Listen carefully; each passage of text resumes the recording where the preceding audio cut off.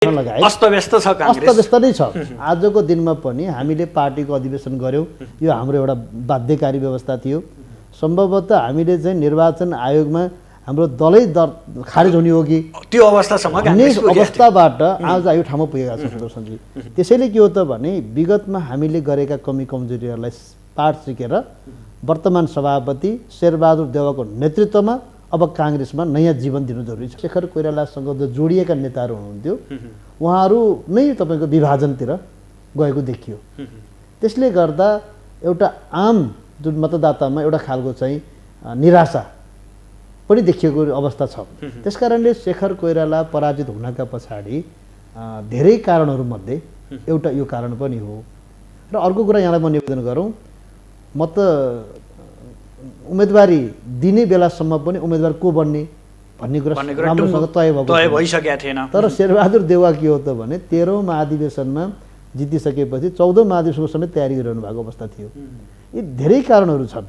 सँग जनताको पक्षमा काम गर्ने बाचाका साथ हामी अगाडि बढ्न सक्यौँ भने कांग्रेस पार्टीले जुन यहाँले अनुहार देख्नु भएको छ त्यो अनुहारले एउटा राम्रो काम गर्न सक्यो भनेर भोलि हामीले जनताको बिचमा भन्न सक्छौँ। होइन भने नयाँ अनुहार मात्रै आएर केही पुग्नेवाला छैन। बीपीको विचार सिद्धान्तबाट अगाडि बढेको कांग्रेस अहिले त्यसैको ब्याज मात्रै खाएर बसिरहेछ भन्छन्। अब त्यो ब्याज मात्रै खाने हो कि अलि अगाडि बढ्ने हो? अब हो, निश्चित रूपमा के हो त भने बीपी कोइरालाले जुन विचार सिद्धान्त सहित जुन खालको एउटा दृष्टिकोण उहाँले दिनुभयो, सार्वजनिक गर्नुभयो, एउटा राजनीतिक एउटा विचार सहितको पार्टी बनाउनु भयो र उहाँले गरेको कामलाई हामीले पछिल्लो दिनमा जुन जेनेरेसन आयो हैन, बीपी कोइराला पछाडिको जुन जेनेरेसन हो त्यो जेनेरेसनले कति भूमिका निर्वाह गर्न सक्यो अथवा हामीले कति राजनीतिक आन्दोलनमा बढी समय व्यतीत गर्यौं हैन। त्यसकारण के हो त भने सुदर्शनजी अब हाम्रो भूमिका के हो त भने राजनीतिक आन्दोलन त हामीले सफल पारेका छौँ। अब हाम्रो एजेन्डा भनेको सामाजिक सांस्कृतिक क्रान्ति गर्ने र आर्थिक क्रान्ति गर्ने सँगसँगै आइहाल्छ। जुन हामीले जनताको एजेन्डा बोल्न थाल्छौँ, जनताको पक्षमा काम गर्न थाल्छौँ, त्यसपछि अटोमेटिक कांग्रेस पार्टीमा ठुलो जनमतको जनलहर आउँछ। त्यस दिशातर्फ हामी चाहिँ जानुपर्छ। दर्शकबिन नमस्कार, आजको सन्दर्भ कार्यक्रममा यहाँहरूलाई हार्दिक स्वागत छ। म सुदर्शन आचार्य। दर्शकबिन, आजको सन्दर्भमा आज हामी नेपाली कांग्रेसको 14औं महाधिवेशन र महाधिवेशन पछिको यो परिणाम र अबको नेपाली कांग्रेसको गन्तव्य यो विषयमा केन्द्रित रहेर बहस गर्नेछौँ। महाधिवेशन भर्खरै मात्रै सम्पन्न भएको छ। नेतृत्व तहमा पुरानै अनुहार देखिए पनि पदाधिकारीमा भने अधिकांश नयाँ अनुहार आएका छन्। यसले गर्दा अब कांग्रेस चलायमान हुन्छ कि भन्ने आशा र अपेक्षा आम जनताको छ। यसो भन्दै गर्दा अघिल्लो दिनहरूमा जस्तै अबको कांग्रेस पनि अबका नयाँ अनुहार पनि त्यही बाटोमा लाग्छन् अथवा नयाँ सोच र जाँगरका साथ अगाडि बढ्छन्? यो आम प्रश्न छ। देशको अवस्था अझै सुदृढ छैन, जनताको अवस्था अझै उठ्न सकेको छैन। यो बेलामा अब कांग्रेस साँच्चै देशको नेतृत्वदायी भूमिकाबाट आफूलाई अभिभावकत्व ग्रहण गर्दै अगाडि बढ्न सक्ला? आजको मूल प्रश्न। आज हामी यही विषयमा केन्द्रित रहेर बहस गर्नेछौँ। यसका लागि आज हामीसँग हुनुहुन्छ नवनिर्वाचित सहमहामन्त्री जीवन परियार। आउनुहोस् आजका अतिथिलाई स्वागत गरौँ। स्वागत छ यहाँलाई माउन्टेन टेलिभिजनमा। हजुर, धन्यवाद सुदर्शन। साथसाथै यहाँलाई बधाई र सफल कार्यकालको शुभकामना। ल, यहाँहरूलाई पनि धन्यवाद दिन चाहन्छु र मलाई मतदान गर्नुहुने आम मतदाताहरूलाई पनि म हार्दिक आभार प्रकट गर्न चाहन्छु। तपाईहरूले अब नेतृत्व परिवर्तन गर्छौँ भनेर लागि पर्नु भयो। 13औं महाधिवेशन यता नै तपाईहरूको एउटा समूह लागेरै हिँड्या थियो, खुलेरै हिँड्या थियो। यद्यपि सक्नु भएन, त्यो बाटो भयो। तर पदाधिकारीहरूमा भने फ्रेस अनुहार आउनु भएको छ। अब पनि कांग्रेस त्यही बाटोमा हिँड्छ कि फ्रेस बाटोमा हिँड्छ? अब पहिलो कुरा नेपाली काङ्ग्रेसको जुन 14औं महाधिवेशन एउटा विशेष परिस्थितिमा सम्पन्न भएको छ र यो 14औं महाधिवेशन धेरै पहिला हुनुपर्थ्यो। धेरै ढिला गरी हाम्रो पार्टीको विधानको पनि जुन समय अवधि सकेर नेपालको वर्तमान संविधानको धारालाई टेकेर 5 वर्ष 6 महिनाको जो अवधि पुरा गरिसकेपछि मात्रै हामीले यो अधिवेशनमा पुगेका छौँ। सुरुमा एउटा संशय के थियो भने अधिवेशन हुने कि नहुने भन्ने पनि प्रश्न थियो। त्यसैले पहिलो कुरा हामी एउटा अधिवेशनको सङ्घारबाट हामी यो ठाउँमा आइपुगेका छौँ। हामी सबैजना निर्वाचित साथीहरूको मतगणना सम्पन्न भएको छ। त्यसैले गर्दा यो अधिवेशनै सम्पन्न गर्नु एउटा चुनौतीपूर्ण अवस्था थियो। कतिपयले यति ठुलो यो कोरोनाको महामारीको अवस्थामा कसरी अधिवेशन हुनसक्छ, यति ठुल्ठुला भेला कसरी हुनसक्छ भन्ने पनि प्रश्न थियो।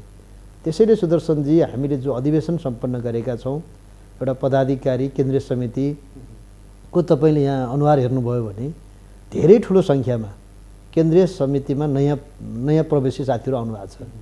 यसले साँच्चीकै नेपाली काङ्ग्रेसमा एउटा ऊर्जा र एउटा रक्त सञ्चार गरेको छ भन्ने मैले मात्रै होइन आम बुझाइ त्यस्तो मैले पाएको छु। तर यहाँहरूको रटान नेतृत्व परिवर्तन सक्नु भएन। अब किन गोल्नु भयो यसरी? होइन, यस्तो हो, अब नेतृत्व परिवर्तन हुनुपर्छ भन्ने कुरा आफैमा एउटा एजेन्डा हो, राजनीतिक एजेन्डा हो होइन। अब तपाईँहरू बस्नुहुन्थ्यो क्या 6 बाई 7 बाई 8 बाई 10 बाईका नाममा? हामी बसेका पनि हौँ। हामी एउटा विचार र दृष्टिकोण सहित हामी आफ्ना धारणाहरूलाई सार्वजनिक पनि गर्दै आएका थियौँ होइन। तर अहिलेको आवश्यकता वास्तवमा चाहिँ नेतृत्वमा केही कमी कमजोरीहरू थिए होलान्। त्यसकारणले पनि हामीले नेतृत्व परिवर्तन गरेर जाँदा हुन्छ, एउटा नयाँ अनुहार सहित पार्टीलाई नयाँ जीवन दिनुपर्छ भन्ने एजेन्डा हाम्रो थियो। तथापि अहिले जुन 14औं महाधिवेशनबाट जुन वर्तमान सभापति जो विगतमा पनि एक कार्यकाल काम गरिसक्नुभयो, उहाँ अब निर्वाचित भएर आइसकेपछि सुदर्शनजी अब यो विषयले थप छलफलको विषय बनेन। त्यसकारण अब हामी के हो त भने अब व्यक्ति पुरानै नेतृत्व हुनसक्छ तर विचार नयाँ दिने हो। अब हाम्रो एजेन्डा अब हामी चाहिँ नयाँ ढङ्गबाट व्याख्या गर्दै हामी चाहिँ अब के हो भने विचारसँग जोडिएर अब काङ्ग्रेस अगाडि बढ्नुपर्छ। सुधार्न सक्नुहुन्छ देउवालाई भन्ने हाम्रो सुधार्न सक्नुहुन्छ देउवालाई सभापतिलाई? देउवा आफैमा एउटा व्यक्तिगत रूपमा उहाँ चाहिँ नराम्रो मान्छे होइन। हिजो तपाईँले देउवालाई नै भन्नुहुन्थ्यो नि त, हिजो त नेतृत्व तहले काम गरेन। देउवाको नेतृत्वमा 13औं महाधिवेशनदेखि 14औं महाधिवेशन आउँदा पार्टीले गति लिन सकेन। हामीले देउवाको विरोध गरेको होइन नि। नेपाली काङ्ग्रेसको सभापतिको जो भूमिका हो नि, हामीले भूमिकाको बारेमा प्रश्न गरेको हो होइन। जुन भूमिका उहाँको निर्वाह गर्नुभएको थियो त्यसले पार्टीलाई चाहिँ चलायमान बनाएन। पार्टी जुन गतिमा अगाडि बढ्नु त्यो बन्न सकेन। पार्टी पटक पटक निर्वाचन हार्नेतिर गयो, पार्टी कमजोर बन्दै गयो होइन। आम कार्यकर्तामा निराशा छायो, हामी जनतासँग जोडिन सकेनौँ, हाम्रा भातृ सङ्गठनहरू शिथिल भए। 12-15 वर्षसम्म एउटा भातृ सङ्गठन अधिवेशन हुन सकेन। हिजो सभापति हुँदाखेरि पनि उहाँ प्रतिपक्षमा हुँदा, हिजो सुशील कोइराला सभापति हुँदा उहाँले त्यही एजेन्डा उठाउनु भएको थियो।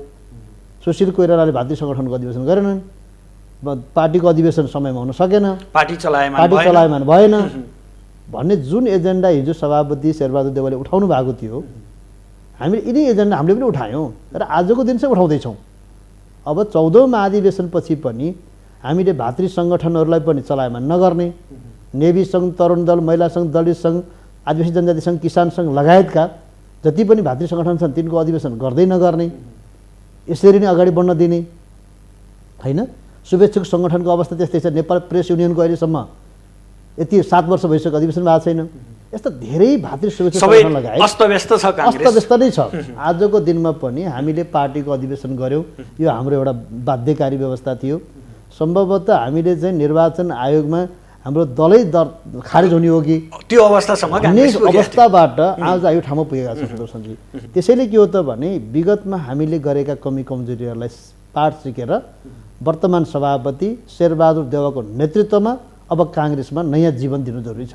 यहाँले त्यो विषय प्रवेश नगरौँ भन्नुभयो, म त्यता जान चाहिने। यद्यपि यहाँहरूले समीक्षा गर्नुभयो होला, वर्तमान सभापति शेरबहादुरले देउवाले जित्दै गर्दा शेखर कोइराला किन पराजित? यो त समीक्षा यहाँले गर्नुभयो होला नि। अब एउटा कुरा मतदानमा अथवा एउटा अभ्यासमा अगाडि बढिसकेपछि मतदाताले अथवा महाधिवेशन प्रतिनिधिले एउटा मत जाहेर गरिसकेपछि हार जित त स्वाभाविक हो नि। स्वाभाविक हो। डाक्टर शेखर कोइराला जितेको भए शेरबहादुर देउवा हार्न सक्नुहुन्थ्यो।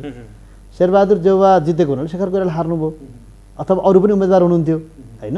दोस्रो राउन्डमा चाहिँ फेरि शेखर कोइराला पनि प्रतिस्पर्धा गर्नुभयो, उहाँ सेकेन्ड हुनुभयो होइन। हामीले पाउनुपर्ने जुन मत हो 50% भन्दा बढी मत ल्याउनुपर्छ सभापति निर्वाचित हुनलाई, अनि त्यो पार गरेर अब एउटा खालको नेतृत्व आइसक्नु भएको छ।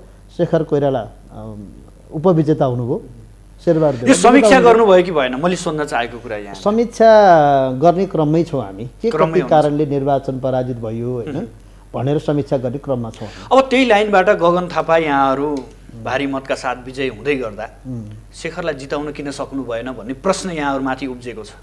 अब यो प्रश्न कतै न कतै स्वाभाविक पनि होला। तपाईहरुले जित्ने, तर तपाईहरु भारी मत ल्याउन सक्ने नेतृत्वलाई, तपाईहरुको समूहको नेतृत्वलाई जिताउन किन? सामान्यतया के हुन्छ भने विगतदेखि पनि कुरा हो, म यहाँलाई स्मरण गराउन चाहन्छु।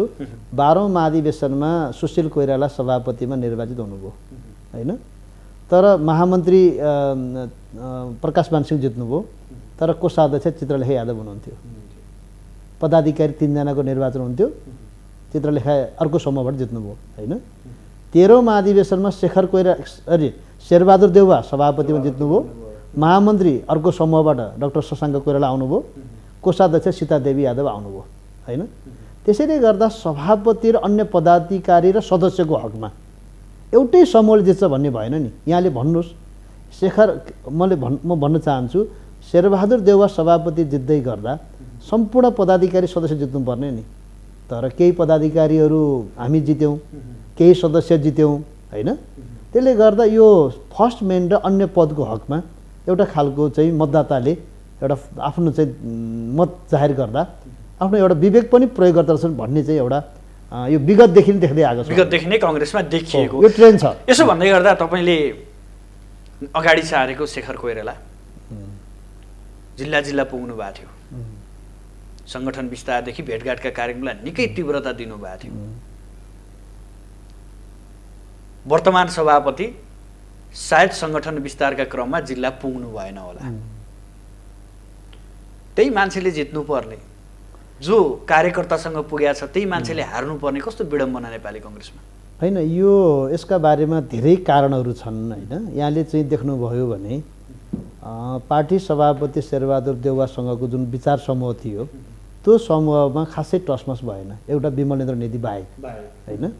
तर जो शेखर कोइरालासँग जोडिएका जुन नेताहरू हुनुहुन्थ्यो नि, यहाँले देख्न सक्नुहुन्छ आफ्नै सहकर्मी मित्र प्रकाशमान सिंह पार्टी सभापतिमा प्रतिस्पर्धा गर्नुभयो है। रामचन्द्र पौडेल उहाँ चाहिँ साइलेन्ट बसिदिनु होइन। त्यसै गरी शशाङ्क कोइराला पनि खासै धेरै बाहिर देखिनु भएन। सुजाता कोइराला दिदी उपसभापतिमा निर्वाचन लड्नुभयो होइन। अरू पनि धेरै नेताहरूको कुरा गरौँ, महेश आचार्य छुट्टै उपसभापतिमा कुनै प्यानलै नभइकन चुनाव लड्नुभयो। मैले भन्न खोजेको कुरा के हो त भने डाक्टर शेखर कोइरालासँग जो जोडिएका नेताहरू हुनुहुन्थ्यो उहाँहरू नै तपाईँको विभाजनतिर गएको देखियो। त्यसले गर्दा एउटा आम जुन मतदातामा एउटा खालको चाहिँ निराशा पनि देखिएको अवस्था छ। त्यसकारणले शेखर कोइराला पराजित हुनका पछाडि धेरै कारणहरूमध्ये एउटा यो कारण पनि हो। र अर्को कुरा यहाँलाई म निवेदन गरौँ, म त उम्मेदवारी दिने बेलासम्म पनि उम्मेदवार को बन्ने भन्ने कुरा राम्रोसँग तय भइसकेको थिएन। तर शेरबहादुर देउवा के हो त भने 13औं महाधिवेशनमा जितिसकेपछि 14औं महाधिवेशनको समेत तयारी गरिरहनु भएको अवस्था थियो। यी धेरै कारणहरू छन् होइन, जसले गर्दा शेखर कोइराला विजय हुन सक्नु भएन। हाम्रो पार्टीको नेता शेरबहादुर देउवा सभापति हुनुभयो। त्यसले गर्दा मूल कारण भनेको संस्थापन इतर समूहमा एकमत हुन सकेन भन्ने लाग्छ मलाई। एउटा कारण त हो। अर्को कुरा यहाँले पनि नाम निकाल्नुभयो, प्रकाशमान सिंह विमलेन्द्रजीको प्रसङ्ग उठाउँदै गर्दा उहाँहरू नेतृत्व परिवर्तन गर्छौँ, हामी पराजित भए पनि नेतृत्व चाहिँ हामीले अनुहार नयाँ ल्याएरै छोड्छौँ भनेर 24 घण्टा अगाडि मेरै यही कार्यक्रमको अन्तर्वार्तामा प्रकाशमान सिंहले बोल्नु भएको थियो। उहाँहरू 24 घण्टा पनि अडिन नसक्ने नेता कङ्ग्रेसमा हुनुहुँदो रहेछ। अब उहाँको भूमिका के हुन्छ? अब यो प्रश्न सुदर्शनजी धेरै पटक बाहिर बजारमा अहिले व्याप्त छ होइन। हामीले के भन्यौँ भने वास्तवमा शीर्ष नेताहरूले एक आपसमा जसरी जुन विचारहरू बाहिर सार्वजनिक गर्नुभएको थियो त्यो विचारमा उहाँहरू अडिएर होइन अगाडि बढिदिएको भए राम्रो हुन्थ्यो भन्ने हामी शुभेच्छा गरिरहेका छौँ। हामी उहाँहरूलाई पनि प्रश्न सोध्छौँ, उहाँहरूको अभिव्यक्ति प्रसारण गरेर पनि हामी प्रश्न सोध्छौँ उहाँहरूलाई। तर कङ्ग्रेसभित्र यस्तो किन हुन्छ? अब यसमा चाहिँ सुदर्शनजी यथार्थ कुरा के कति कारणले उहाँहरूले नेतृत्व परिवर्तनको पक्षमा उभिएको व्यक्तिहरू किन त्यो पक्षमा लाग्नु भएन भन्ने कुरा ठेट एन्सर चाहिँ उहाँहरूले दिँदा नै राम्रो हुन्छ होइन। तर के हो त भने जुन एउटा दृष्टिकोण एउटा विचार बोकेर हिँडिन्छ त्यो विचारमा अडिग रहेर हिँड्यो भने त्यसले वास्तवमा चाहिँ सम्बन्धित व्यक्तिलाई पनि फाइदा पुग्ने कुरा हो भन्ने लाग्छ मलाई। तर के देख्नुभयो अथवा के कति कारणले गर्दा उहाँहरूले चाहिँ जुन नेतृत्व परिवर्तन गर्ने कुरा भन्दा पनि होइन पुरानै नेतृत्वलाई उहाँले पछिल्लो दोस्रो राउन्डमा सपोर्ट गर्नुभयो। त्यसका बारेमा त उहाँहरूकै अभिव्यक्ति दिँदा नै त्यसले अझै राम्रो हुन्छ भन्ने लाग्छ मलाई।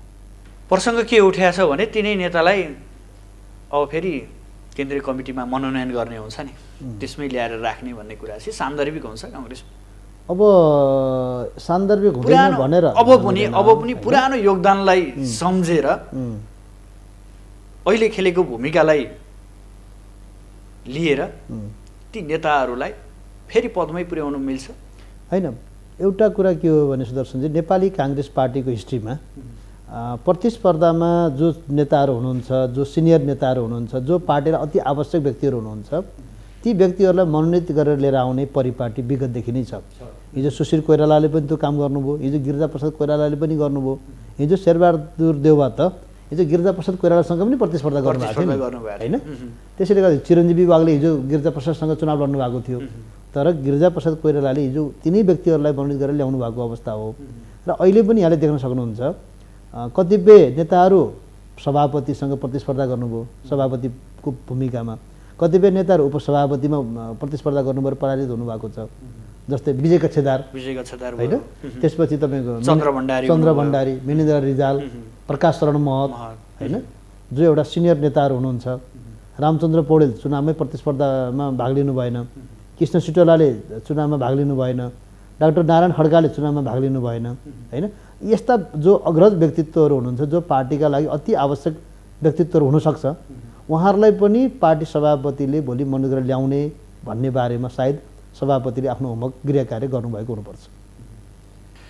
भलै यहाँहरू आउनु भएको छ, जोसिला अनुहार देखिएको छ नेपाली कङ्ग्रेसमा। अनुहार मात्रै जोसिला हुन्छ कि काम पनि जोसिलो हुन्छ? अब यहाँले जोसिलो अनुहार देख्नुभयो होइन, म लगायत अरू पनि धेरै साथीहरू पदाधिकारी स्तरमा र केन्द्रीय समितिमा पनि आउनु भएको छ।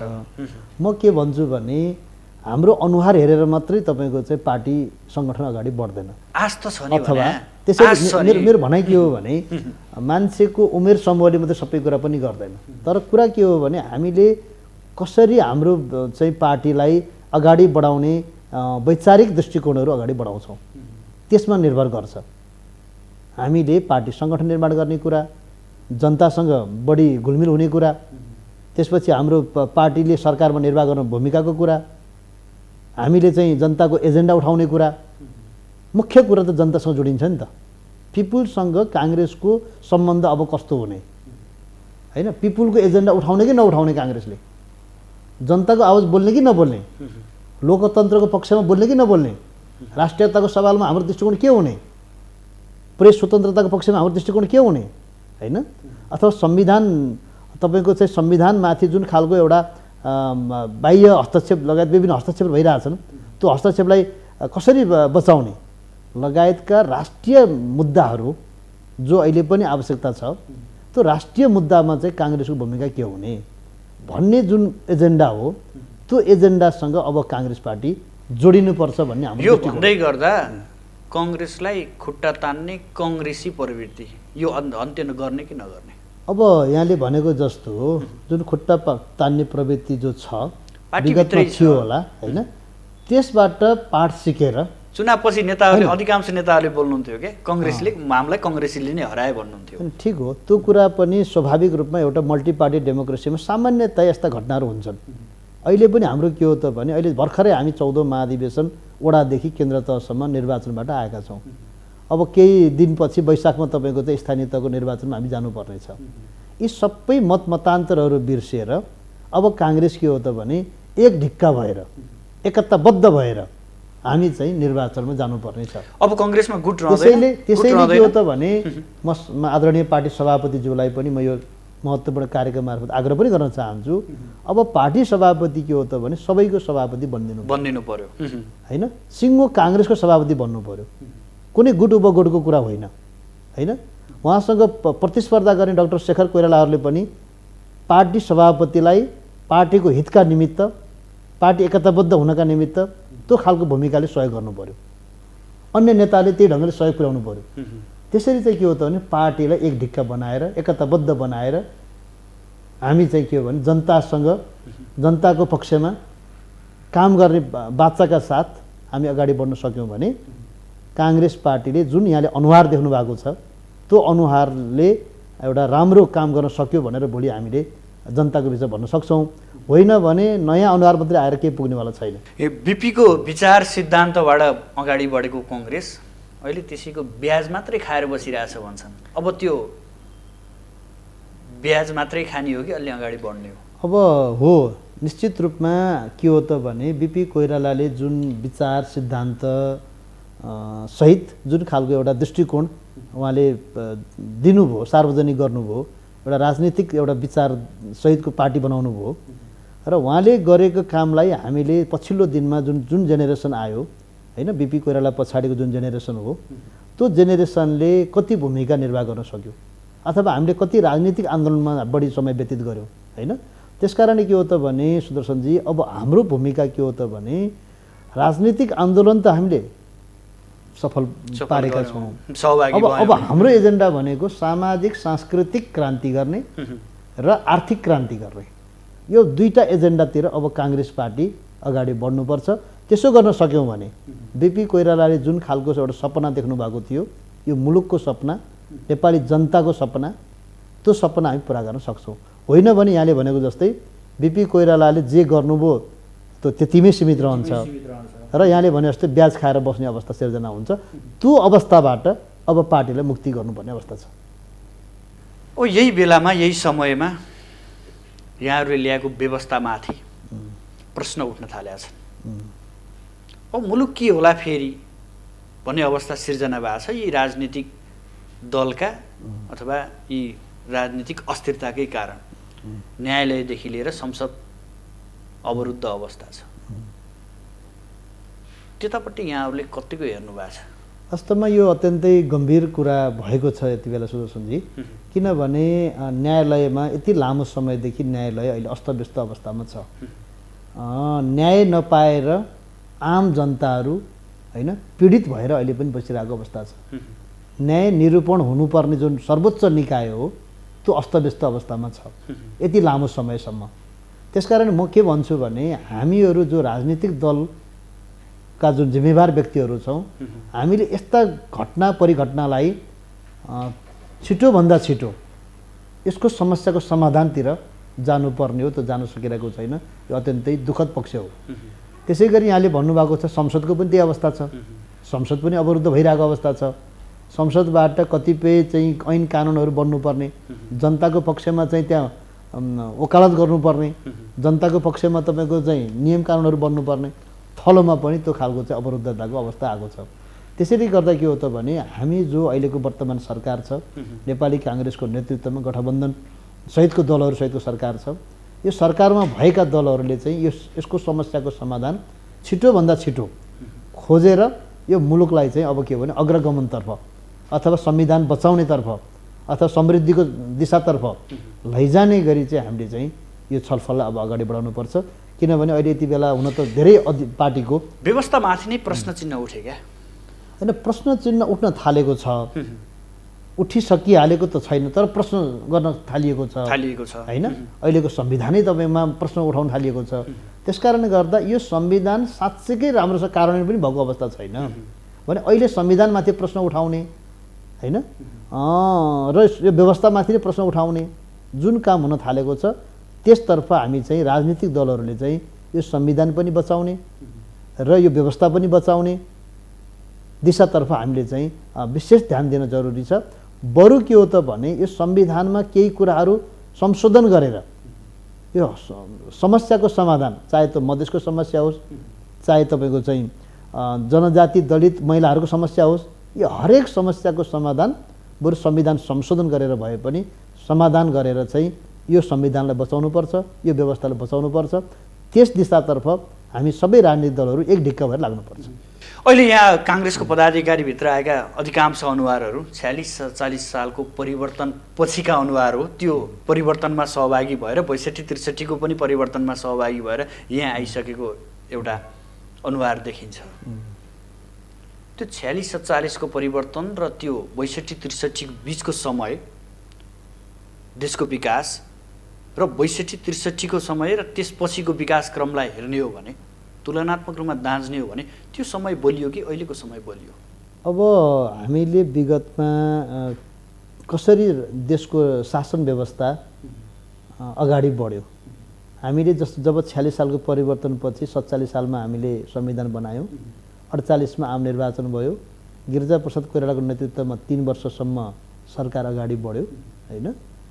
त्यसपछि जति पनि सरकार बनेका छन्, 56 सालमा काङ्ग्रेसले फेरि बहुमत ल्यायो, त्यसपछि पनि सरकारले 5 वर्षसम्म जान सकेन। कुनै पनि सरकार, अहिले पछिल्लो दिनकै कुरा गरौँ, 74 को चुनावमा नेकपाको सरकार झन्डै दुई तिहाई बहुमत थियो, त्यो सरकार पनि पुरा समय टिक्न सकेन।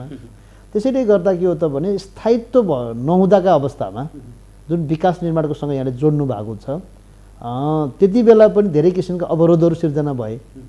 तपाईँको चाहिँ माओवादी सशस्त्र द्वन्द्व सुरु भयो 52 सालबाट है। त्यसैले गर्दा यी विविध परिस्थितिहरूमा जुन सरकारहरू बनेका छन्, सरकारले जुन ढङ्गले काम गर्न पाउनु पर्थ्यो, कुनै पनि सरकारले राम्रोसँग काम गर्न पाएको अवस्था छैन। नेपालमा राजनैतिक अस्थिरताले गर्दा यो मुलुक अस्तव्यस्त नै भएको छ। त्यसकारणले गर्दा हामीले सकेसम्म यो संविधान बनाउँदै गर्दा, म आफै पनि संविधान सभाको सदस्य थिएँ, त्यति बेला हामीले चाहिँ कुनै पनि सरकार बनिसकेपछि त्यसले स्थायित्व पाओस्, 5 वर्षसम्म त्यो सरकारले काम गर्न पाओस् भन्ने एउटा परिकल्पना गरेका थियौँ। तर यी विविध घटनाक्रमले गर्दा चाहिँ संविधानमाथि पनि प्रहार हुने, यो व्यवस्थामाथि नै प्रहार हुने, सरकारको स्थायित्वतिर नजाने, यो खालको जुन एउटा घटनाक्रम। मैले यहाँलाई जोड्न चाहेको कुरा के भने व्यवस्था परिवर्तन भयो, अवस्था किन परिवर्तन गर्न सक्नु भएन भन्ने प्रश्न हो। होइन, अवस्था परिवर्तनै भएको छैन त म भन्दिनँ होइन, केही परिवर्तन भएको छ, सोचे जस्तो भएको छैन। झन् अस्तव्यस्त अवस्थाले हुनु भएको छ। अस्तव्यस्त अवस्था त के हो भने राजनीतिमा कहिलेकाहीँ यस्ता घटनाक्रमहरू हुन्छन्। कहिलेकाहीँ भनेर कहिलेसम्म बस्ने भने यस्तो हो। के हो भने एउटा 47 सालमा जन्मेको व्यक्ति आज कुन उमेर समूहको भयो, त्यसपछिको व्यवस्था, त्यसपछिका गतिविधि हेर्नुहोस् त। होइन, म के कुरामा म सहमत छैन भने 46 साल पछाडि चाहिँ जति पनि जुन घटनाक्रमहरू राजनीतिक आन्दोलनमै हामी चाहिँ कतिपय अवस्थामा सरिक हुनु पर्यो। तपाईँले देख्नुभयो 16-17 हजार मान्छे मारिएको अवस्था पनि थियो, एउटा कहाली लाग्दो अवस्था पनि थियो होइन। यी सबै कुराहरू पार गर्दै आज हामीले चाहिँ एउटा राजनीतिक स्थायित्वतर्फ जान खोजेका छौँ नि, यसलाई चाहिँ नकारात्मक पनि नमिलेन है। त्यसकारणले के हो त, ठुलो रक्तपातपूर्ण अवस्था पनि थियो नि त कुनै बेला। यो 30 वर्षभित्रकै कुरा हो, यहाँले भनेको जस्तै यो 30 वर्षभित्र नै धेरै घटनाक्रमहरू अगाडि बढेका छन्। 47 सालको संविधान बन्यो, अन्तरिम संविधान 2063 बन्यो है। हुँदै तपाईँको चाहिँ 72 सालमा हामीले संविधान सभाबाट संविधान बनाउन सफल भएका छौँ। त्यसैले गर्दा हाम्रो यो पिरियड पनि राजनीतिक आन्दोलनमै समय व्यतीत भयो नि त, धेरै समय होइन। मैले अघि नै भनिसकेँ, कुनै पनि सरकारले, बहुमत प्राप्त सरकारले पनि पुरा समय आफूले काम गर्न पाइरहेको अवस्था छैन। त्यस कारण केही नीतिगत व्यवस्था भएको छ। आज भन्नुहोस् त, सञ्चार क्षेत्रमा भएको जुन एउटा परिवर्तन होइन, त्यसपछि तपाईँको चाहिँ शिक्षा क्षेत्रमा भएको केही परिवर्तनहरू, स्वास्थ्य क्षेत्रमा भएको केही परिवर्तनहरू, विकास निर्माणका चाहिँ बाटोघाटोदेखि लिएर स्कुल पुल पोलेसाहरू बन्ने कुराहरूमा केही न केही त भएको छ। तर यो पर्याप्त छैन। मैले जोड्न खोजेको कुरा पनि यही नै हो। पर्याप्त खालको चाहिँ सन्तोषजनक अवस्था छैन। आज पनि बेरोजगारी समस्या जहाँको त्यही छ होइन। हजारौँ मान्छेहरू आज विदेशको चाहिँ के भने मरुभूमिमा गएर काम गर्नुपर्ने बाध्यता छ। दिनदिनै तपाईँको चाहिँ हाम्रा युवाहरूका लासहरू हामीले त्रिभुवन विमानस्थलबाट हामीले चाहिँ पिकअप लिनुपर्ने अवस्था छ। यो परिस्थिति सिर्जना हुनु आफैमा चाहिँ राम्रो पक्ष होइन। हामीले यो देशमा नै रोजगारीको वातावरण मैले यहाँलाई फेरि जोड्न चाहेँ।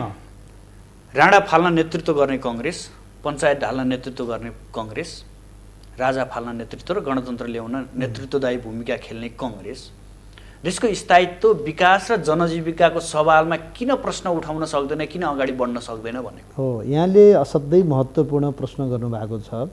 अब काङ्ग्रेस त्यसै दिशातर्फ जानु जरुरी छ। मैले अघि नै भनिसकेँ, राजनीतिक क्रान्तिको नेतृत्व हामीले पटक पटक गऱ्यौँ। हाम्रा नेताहरू अग्रजहरूले गर्नुभयो।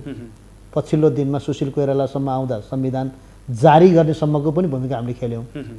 अब के हो त भने राजनीतिक परिवर्तन सँगसँगै अब यो मुलुकको आर्थिक समृद्धिको चाहिँ एउटा सपना छ, त्यो पुरा गर्ने कुरा।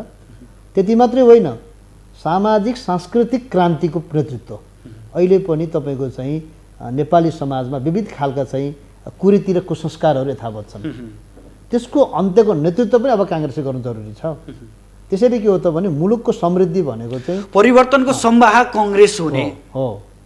त्यसमा दुई मात्रै छैन। तर अर्कोले काम गरेर जस लिने, कङ्ग्रेस पछाडि पर्ने, यहाँहरूले भन्ने कुरा हो होइन। सामान्यतया मैले भएको कुरा नै त्यही हो। अहिलेसम्म जति पनि सरकारहरू बने, ती सरकारहरू भन्दा कुन पार्टीको नेतृत्वमा बनेको सरकारले के कति काम गरे त? यसको लागि कङ्ग्रेस आफूभित्र बलियो छैन। मैले जोड्न चाहेको कुरा कङ्ग्रेसभित्र नै हो। कङ्ग्रेस बलियो छैन नि, होइन? आन्तरिक रूप होइन, बलियो चाहिँ छ, तर आफूले गरेको कुरा पनि हामीले राम्रोसँग आत्मबल छैन जनतालाई भन्न सकिरहेको आत्मबल छैन भन्दिउँ न। आत्मबल छैन पनि होइन, आत्मबल पनि छ, तर हामीले गरेको कुरालाई हामी बाहिर राम्रोसँग व्यक्त गर्न सक्दैनौँ। हामीले गरेको कुरा हामीले बाहिर जनतालाई भन्न सकिरहेका छौँ। हामी डराउँछौँ काङ्ग्रेस, डराएको चाहिँ होइन, नजानेको ढङ्ग नपुगेको भनौँ न, म त्यसो भन्छु। त्यस कारणले गर्दा के हो त भने हामी पटक पटक सरकार पनि पुगेका छौँ, के रचनात्मक काम पनि गरेका छौँ। आज मुलुकको यो अवस्थासम्म ल्याउने काममा पनि काङ्ग्रेसको अहम भूमिका पनि छ। पटक पटक असफल पनि भएको छ। असफल पनि भएको छ। त्यस कारणले गर्दा नै हामी चाहिँ आज यो अवस्थामा पुगेका छौँ नि त। आज दोस्रो ठुलो दल बनेका छौँ, होइन? आज यो अवस्थामा हामी चाहिँ गुज्रिनु परेको छ। अहिले पछिल्लो दिनको कुरा गरौँ, यदि काङ्ग्रेसको नेतृत्वमा नै यदि यो तपाईँको चाहिँ संसद पुनर्स्थापना लगायतको एजेन्डा हामीले उठाउँदैनथ्यौँ भने आज यो मुलुक कहाँ पुग्थ्यो, होइन? अस्तव्यस्तताको चाहिँ एउटा भुमरीमा त्यो हाउजी नदेखाउनुस् न भने निर्वाचनको मिति तोकिया थियो, निर्वाचन हुन्थ्यो, फेरि निर्वाचन जनप्रतिनिधि आउँथे नि त। निर्वाचन पनि कसरी हुन्थ्यो, के गरेर हुन्थ्यो, निर्वाचन हुन्थ्यो कि हुन्थेन, केपी शर्मा ओलीले निर्वाचन गर्नुहुन्थ्यो कि गर्नुहुन्थेन, यी पनि त प्रश्न थिए नि त, होइन? निर्वाचन मात्रै समस्याको समाधान होइन नि त। मुख्य कुरा त हाम्रो चाहिँ यो संविधानको स्पिड अनुसार मुलुक अगाडि बढ्छ कि बढ्दैन भन्ने कुरा हो नि। हामीले संविधानलाई कसरी चलायौँ भन्ने कुरा हो नि त। हामी विधिसम्म चल्यो कि चलेनौँ, विधिलाई पालना गर्नुपर्छ कि पर्दैन, हामी व्यक्ति त ठुलो कुरा होइन नि त। हामी त विधिलाई मान्ने हो, हामीले विधिको शासन हुनुपर्छ भने लडेको हो। निर्वाचन त हिजो पञ्चायतकालमा नि भएको थियो नि, हिजो चाहिँ सक्रिय राजतन्त्र भएको बेलामा पनि निर्वाचन भएको थियो नि। निर्वाचन सबै कुरा होइन। मुलुक विधिबाट चल्यो कि चलेन, मुलुक व्यक्तिबाट चल्ने हो कि विधिबाट चल्ने हो, प्रश्न त्यहाँनिर थियो। त्यसकारण यो लोकतान्त्रिक शासन व्यवस्थामा हामीले सबैभन्दा ठुलो कुरा भनेको विधि हो। यही विधि बचाउनको लागि कम्युनिस्टहरूलाई ओल्लो पल्लो हातमा समातेर कङ्ग्रेस अगाडि हिँडिया छ, विधि बचाउनको लागि। होइन, विधि बचाउनका निमित्त हो। अहिले यहाँले देख्नुहुन्छ, हिजो तपाईँको चाहिँ प्रेसमाथिको चाहिँ आक्रमणको कुरा होस्, चाहे तपाईँको चाहिँ गुठी सम्बन्धी विषयको कुरा होस्, चाहे तपाईँको चाहिँ अन्य संवैधानिक निकायका नियुक्तिहरूको प्रश्नहरू कुरा होस्, अथवा न्यायालयमाथिकै कुराहरू होस्, हरेक विषयमा चाहिँ हामीले के भने विधिलाई टेकेर अगाडि बढ्नुपर्छ भन्ने काङ्ग्रेसको एकमात्र दृष्टिकोण हो। हेर्नुहोस्, विधि सबैभन्दा ठुलो कुरा हो। अहिले विश्वमा जुनसुकै मुलुकमा जानुहोस्, जहाँ लोकतन्त्र छ, जहाँ विधिको शासन छ, त्यहाँ विधिलाई प्रधानता मानिन्छ। त्यो त मानिन्छ कि कङ्ग्रेस एक्लै हिँड्न सक्ने सामर्थ्य पनि राखेको छैन कि पछिल्लो समय। अब एक्लै हिँड्न सक्ने कसै न कसैको बैशाखी चाहिँ कङ्ग्रेसले टेकेकै छ पछिल्लो केही वर्ष यता। राजनीतिमा एउटा परिस्थिति जो सिर्जना हुन्छ, त्यति बेला हामीले एक्लै नहिँडेर अरू सहकर्मी सहपाठीहरूको पनि आवश्यक पर्छ। यति बेला हामी के भने एक्लै हिँड्न सक्ने अवस्था चाहिँ छैन। हामीले संसदमा जुन खालको उपस्थिति छ काङ्ग्रेसको, त्यो काङ्ग्रेसको उपस्थितिले मात्रै हामीले के पनि गर्न सक्दैनथ्यौँ होइन। अन्य राजनीतिक दलहरूको पनि त्यहाँ साथ सहयोग र समर्थन आवश्यक पर्थ्यो। त्यसैले गर्दा अहिलेको वर्तमान गठबन्धनको सरकार बनेको हो। अहिले एक्लै काङ्ग्रेस हिँड्न सक्ने हैसियत त हाम्रो छैन नि त। त्यो कुरा त प्रष्ट कुरा हो, जनताको अगाडि हामीले त्यो कुरा प्रष्ट पारेका पनि छौँ। त्यसकारण यति बेला काङ्ग्रेसले अन्य दलहरू समेतको सहकार्यमा अगाडि बढ्नुपर्नेछ। अब के भने निकट भविष्यमा स्थानीय तहको चुनाव आउँदैछ, त्यसपछि संसदको प्रदेशको निर्वाचन आउला। यी सबै निर्वाचनहरू लगायत हामीले चाहिँ देश र जनताको पक्षमा कसरी काम गर्ने, सरकार कसरी सञ्चालन गर्ने भन्ने लगायतका विषयमा पनि काङ्ग्रेसले नेतृत्वदायी भूमिका खेल्नु पर्यो। अबका निर्वाचनमा कङ्ग्रेस एक्लै हिँड्ने कि फेरि? अब यसका बारेमा निर्वाचनको मुखमा आइसकेपछि कसरी अगाडि बढ्ने भन्ने बारेमा एउटा पार्टीले एउटा खालको दृष्टिकोण बनाउँछ, सोही बमोजिम हामी अगाडि बढ्छौँ। मैले तपाईँलाई अलिक छोटो क्वेसन सोधेँ एक दुईवटा। अब तपाईँहरूले पार्टी केन्द्रीय कार्यालयमा बैठक बस्ने व्यवस्था मिलाउनु छ कि मिलाउनु? जनताको प्रश्न छ। केन्द्रीय कार्यालयमै बैठक बसिरहेको छौँ त अहिलेसम्म। प्रायः जसो बुढा नीलकण्ठमा बस्छ। ए होइन, यहाँले पछिल्लो दिनको कुरा गर्नुभयो। तपाईँहरू आउनु भएको छ नि अब त? होइन, यस्तो हो, अब यो महाधिवेशनको सम्मुखमा एक दुईवटा बैठकहरू बुढा नीलकण्ठमा बसियो होइन। त्यति बेला सम्भवतः सभापतिलाई लाग्यो होला त्यहाँ धर्ना अनसनहरू पनि बसिरहेको थियो क्रियाशील छानबिनको सम्बन्धमा होइन। त्यस कारणले सायद त्यहाँको राख्नु भएको। अब भोलिको बैठक केन्द्रीय कार्यालयमा बस्दैछ। कङ्ग्रेसले आफूले तोकेकै मितिको तोकेकै समयमा बैठक बस्ने व्यवस्था गर्छ कि गर्दैन? अर्को प्रश्न, यहाँहरूले त्यो वातावरण बनाउनु छ कि बनाउनु? अब यो विषय त विशेष गरी सभापतिको जुन भूमिकामा निर्भर गर्छ। सभापतिज्यूले बैठक समयमा सुरु गर्ने, समयमा सम्पन्न गर्ने, बैठकको आवश्यक तयारी गर्ने, यो सम्पूर्ण कुराहरू सभापतिको हातमा निर्भर गर्छ। आजदेखि सभापतिलाई मात्रै नथुपार्नुहोस् न, हामी दबाब दिन्छौँ, हामी गर्छौँ, गर्नुपर्छ भन्नुहोस् न भने। यो कुरा मैले यहाँलाई विगतदेखिको अभ्यासको कुरा भन्दैछु। म विगतमा पनि केन्द्रीय समितिमै बसेर काम गरेको हुनाले सभापतिज्यूले ध्यान दिनु पर्यो कि समयमा बैठक सुरु गर्नका लागि के आवश्यक तयारी गर्नुपर्छ। दबाब त यहाँहरूले दिन सक्नुहुन्छ? त्यो त अवश्य दिन्छौँ। यो बारेमा योभन्दा पहिला पनि यो कुरा नउठेको होइन।